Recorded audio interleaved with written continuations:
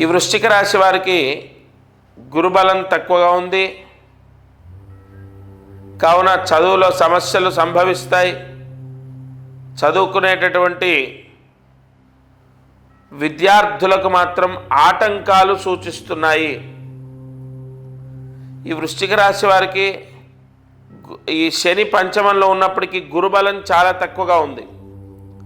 లాభస్థానంలో రవి ఉన్నప్పటికీ మళ్ళీ వ్యయస్థానంలో బుధ కుజులు ఉన్నారు. ఇలా మనము చూసుకున్నట్లయితే వృశ్చిక రాశి వారికి చాలా బాగుంది అనడానికి ఏం లేదు. ఓకే, బట్ చదువులో సమస్యలు ఉన్నాయి కదా, చెప్పిన మాట వినకుండా మూర్ఖంగా ప్రవర్తిస్తారు కదా.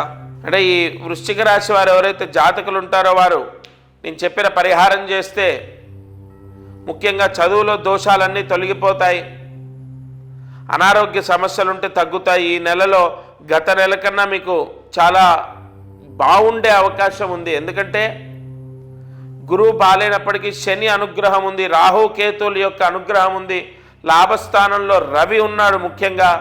కాబట్టి ఈ పరిహారాన్ని ఆచరించండి. మరి ఏం చేయాలండి ఈ వృశ్చిక రాశి వారంటే, దగ్గరలో ఉన్న లక్ష్మీ నరసింహస్వామి గుడికెళ్ళి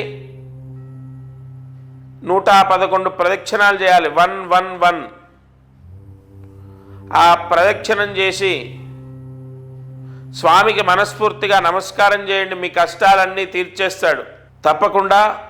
వృశ్చిక రాశి వారు నేను చెప్పినట్టు ఈ పరిహారాన్ని ఆచరించండి. సంపూర్ణ లక్ష్మీ నృసింహస్వామి అనుగ్రహమే మిమ్మల్ని కాపాడుతుంది.